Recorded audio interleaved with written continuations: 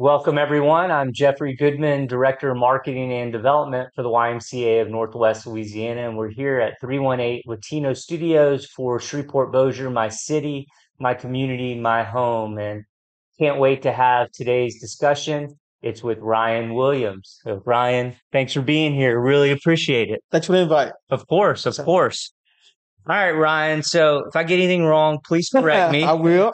But I'm doing my best. You were raised in the MLK community, Yes, sir. graduated from Green Oaks, Grand Oaks High School. and went on to receive your Bachelors and Masters from Grambling and Louisiana Tech. Yes, sir. You are the CEO of several companies and extremely active in our community. Yes, sir. Let's start here today, if we could. Talk to me about Seedlinks Behavior Management, your company, and some of the different services that you guys offer. So, Seedlinks is a mental health company here in Shreveport, but I don't like to just call it mental health. I call it us serving people because service is one of the greatest things that you can do. There's a quote by Dr. King that basically talks about how service is important and how great men, although any man can be great if he chooses to serve. And I look at that, and that was one of the reasons why I went to the Air Force and decided to serve my country. That's one of the reasons why I moved back to this area to serve this community. So when I hear the name Seedlings, the first thing that pops in my head is service and service to others. And we've been so fortunate and so grateful to be in business and be in this community and serve the community that I grew up in. So one of the services that we offer is assertive community treatment, and that's a great program. It helps with homelessness. It helps people find jobs. It helps people with simple stuff as learning how to ride the city bus, and being a part of their community. There are people living around us who have mental disabilities, and we don't want those people to hide. We don't want them to be scared of what others may do to them or take advantage of them. And that's why companies like Seedlinks exist, because we can provide those services. We provide parenting classes, we provide group sessions, we provide one-on-one counseling. We do so much inside of our office. We've added a pharmacy within the last year because what we were noticing is that people who were coming in to see the doctor or maybe see the LPC or see the nurse, they were needing their meds, and then the prescription would be sent to their last known address. But when you're dealing with somebody who's homeless, they may not have an address. So they would get their medical prescription sent over, let's say Brookshires on North Market, but they may be living in a shelter downtown or somewhere, and they're having a hard time getting to that pharmacy. So I got a partnership with Genoa Healthcare, and they came in and built a pharmacy inside of our offices, and we partnered with them, and now we have a pharmacy inside of our office. So as soon as that person is done seeing the doctor and seeing the nurse and seeing the licensed professional counselor, they get their meds right then and can actually take their first dose then. That's a win for us. That's a win for the patient, and that's a win for the community. So when we think about Seedlinks, and a lot of people always ask me, where does that name come from? That name comes from me sitting in church and listening to the pastor speak, and he was talking about how a seed will replenish itself after its own kind. So if we want apples, we got to plant apple seeds. If we want oranges, we got to plant orange seeds. You can't plant oranges and expect apples. So the good seeds that we plant inside of our community is going to yield a very great return for our community. So that's where Seedlings comes from. Love that. All right, I'm gonna pull the next two questions. I pull a couple quotes from you. So, in speaking about mental health emergencies, you once said the following: they don't necessarily need a police officer. They need a doctor. They need a social worker. They need someone to ask not what's wrong with you, but how can I help you? Talk to me, if you could, about some of the barriers that exist today in our community for dealing with mental health emergencies. Every person that you mentioned has something in common, and it's advocacy. So, at some point in time, we all have to be advocates for what's going on inside of our community, whether it's children's mental health, whether it's adults' mental health, whether it's crime, whatever's going on inside of our community. We got to find advocates and people who want to be advocates. Some of the barriers that we faced is dealing with the state and how people who legislate laws deal with us. We've had some issues with that. I've talked to Representative Dodie Horton. I've talked to some other representatives, Sam Jenkins and Cedric Glover, and people like that who write legislation in hopes that we can make some changes in mental health, because what we're dealing with in Shreveport is a mental health emergency. Nobody grows up and says that, hey, I want to be a teenage murderer, or hey, I want to do this, or hey, I want to do this. People want to be sane. They want to be in their right minds. They want to do well. But there have been so many things that have stopped them from being well. My specialty is childhood trauma. Looking at things that may have happened to an adult at a young age that they never got past. And then that adult had a child. And now that adult is raising a child who's dealing with their own past traumas and raising a child and passing off those traumas. So those are some of the things that we've looked at as some of the barriers in this area. And in order to understand the barriers in this area, have to look at the history of the area. You have to look at the area that the crimes are taking place in, the poverty level. You have to look at the schools. I mean, there are a ton of things that you have to factor into what's going on. And I've dealt with some serious, difficult cases. And people ask me a lot of times, what's the hardest thing you've ever had to do? I taught school a little bit in Caddo Parish. And the hardest thing I've ever had to do in teaching school was assign a kid homework that didn't have a home. You know, how do you do that? How do you say, hey, listen, where's your homework? Mr. Williams, I don't even have a home. My mom, I didn't see my mom in 2 days. I'm raising my little brothers and sisters. We're going from family to family and home to home. So those are some of the things, some of the barriers we deal with inside the community. Before I can ever treat a child who's dealing with a mental health issue, I have to make sure that that child has eaten, basic needs have been met. And once you get past all that, you have to build a relationship and get them to trust you. It's a hard thing to deal with because every adult so far in their life has let them down. So those are a lot of the barriers that we've dealt with in mental health. So and sometimes it seems like when you break down one wall, another wall pops up. I've went and built a relationship with a kid, and next day his brother was killed. So I had to go back and deal with something different. I had to be there for a grieving mother and a grieving child who wants vengeance, who wants to say, hey, I know who killed my brother. I want to go kill that guy. So I have to talk him out of doing that while also talking to a grieving mother who's just lost a child. So these are some of the barriers and some of the things that we've dealt with inside of our community. And it's not an easy fight. It's not a super rewarding fight, but it's a worthy fight. And it's the kind of fight that I think we all should be advocating for inside of our community, especially if we want Shreveport to be that great place that we know it to be or that it should be. And I'm gonna pull another quote for you. Um, so you once said, if you don't stop people who are cut from bleeding, they'll bleed on people that didn't cut them. And I think that's what we're dealing with Of in our course. community. Talk to me about the vicious cycle of stress. And I know you kind of Mhm. just got into that a little bit, but talk to me about the vicious cycle of stress, as I've heard you call it in the past. So when we look at stress and distress, if nobody comes to your rescue, you're going to stay in that cycle of distress. You're going to stay in that cycle of turmoil. No, if nobody comes to rescue you, it's kind of almost like a drowning person. You know, if you're drowning and nobody comes to rescue you, eventually you're going to drown and you're going to die. But we're dealing with people who are drowning and nobody's coming to save them, except for they're not dying. They're walking around us each and every day, and they're dealing with the issues and they're dealing with the problems on their own. A lot of times people don't know that they need help, or they don't know how to ask for help, or they don't see the resources for help. And that's why it's important for companies like Seedlinks to exist, because we can point them in the right direction. And not meaning like, hey, you go over there, but hey, let me walk you over there. Hey, let me show you what this company can do for you. Hey, let me show you what resources are available for you. Let me get you in a position to where you can start taking care of yourself. One of the most powerful things that I get to see is people who have recovered, people who have made change, people who no longer on drugs. They get a chance to be a mother. They get a chance to be a dad. They get a chance to live a sober life. They get a chance to see what life is really about. They don't have to worry about anybody abusing them, taking advantage of them, or even going so far as to taking things from them. You know, we had a client one time who was receiving a monthly check and was in a relationship with someone that was providing them housing. And that person never told them that they were getting a check. They knew they were getting a check, but nobody never told them. They just knew I had someone to say. So one day, she basically kicks the guy out, and he starts living on the streets. And she was continuing to get his check.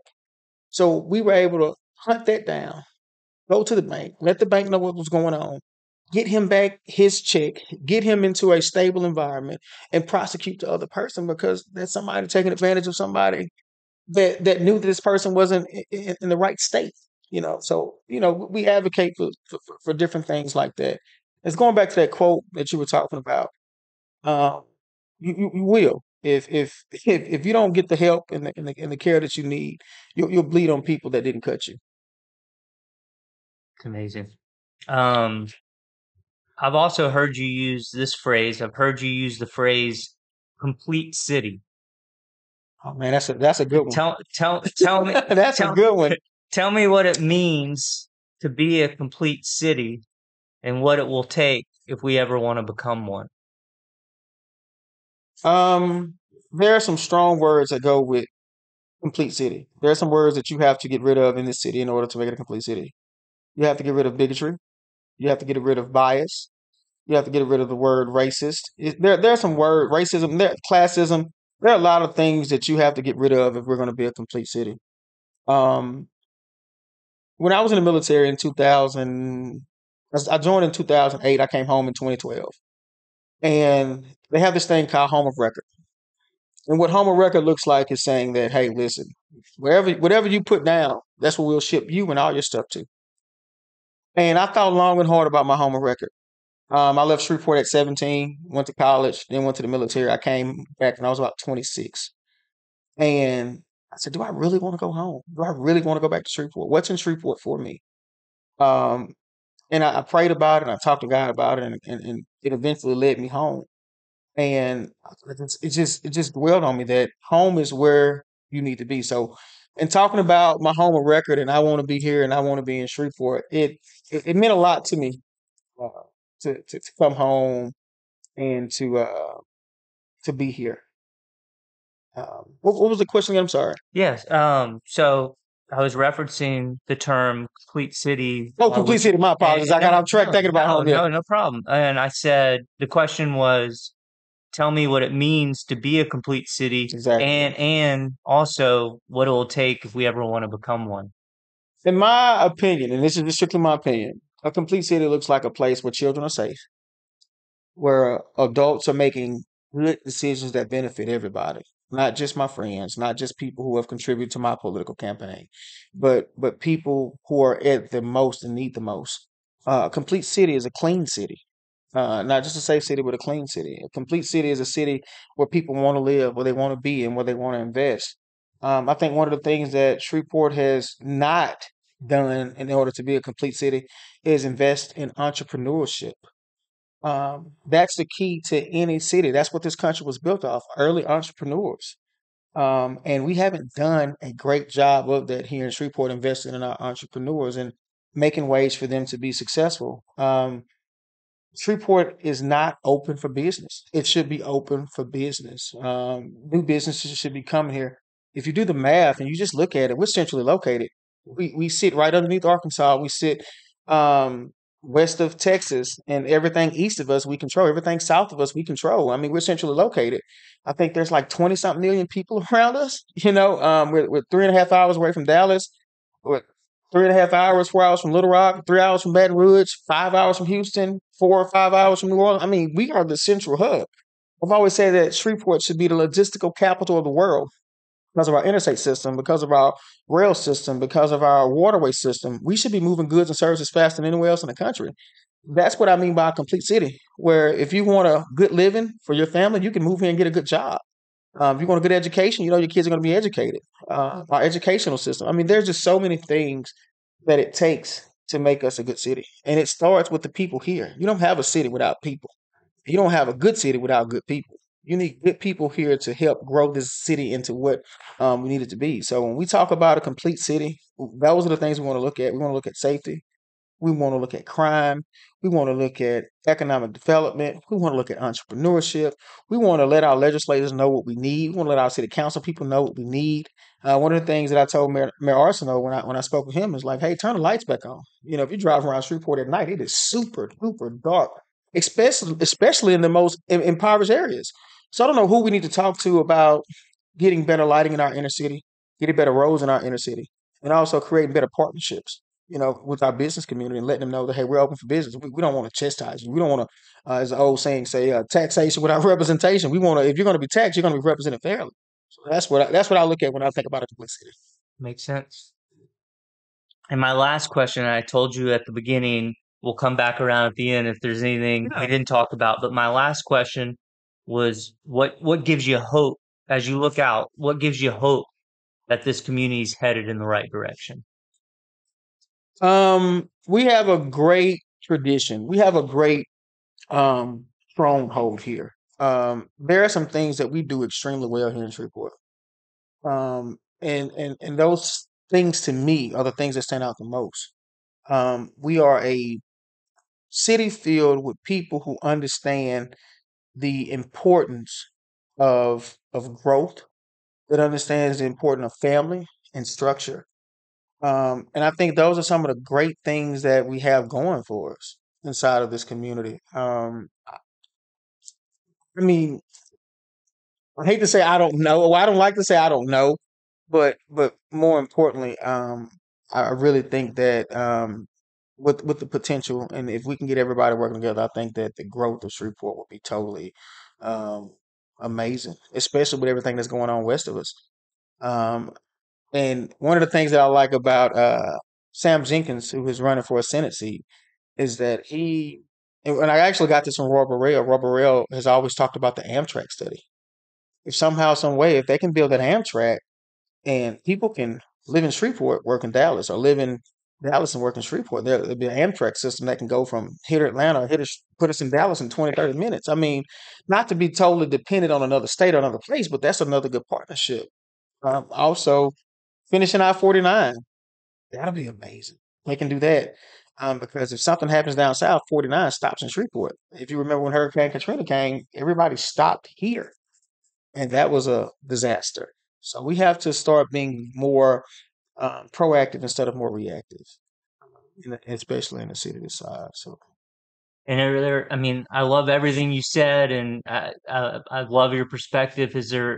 Are there other things that are important to you, or that you'd like to highlight or focus on? We have all the time in the world. As I told you, I mean, this is our time to kind of sit with you, see things how you see them, and hear what you're thinking and what you're seeing. no, I think I just really want people to start opening their mouths and saying something. You know, oftentimes when something happens, the first thing a person wants to do is pull out their phone and start recording instead of saying, "Hey, stop that! It's not right." Or advocating. In our minds and our hearts, we know what's right, we know what's wrong. And a lot of people they don't stand like they used to. I remember being a kid, and if my dad saw somebody on the side of the road, we stopped, we helped them. If I didn't have enough lunch money, the cafeteria lady, she still fed me. I mean, those are things that we're missing. I guess it has a lot to do with the lack of love. I don't have to know you to love you and care about you and make sure that you're okay. If I see something wrong, I can stop and help you. Advocating for people and children.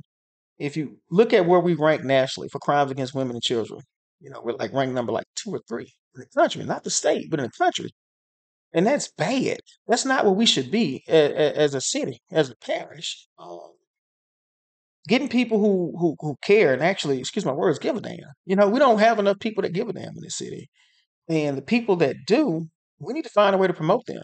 There's an old Swahili saying that says that if you want to see the strength of any place or any city, you put your young out front.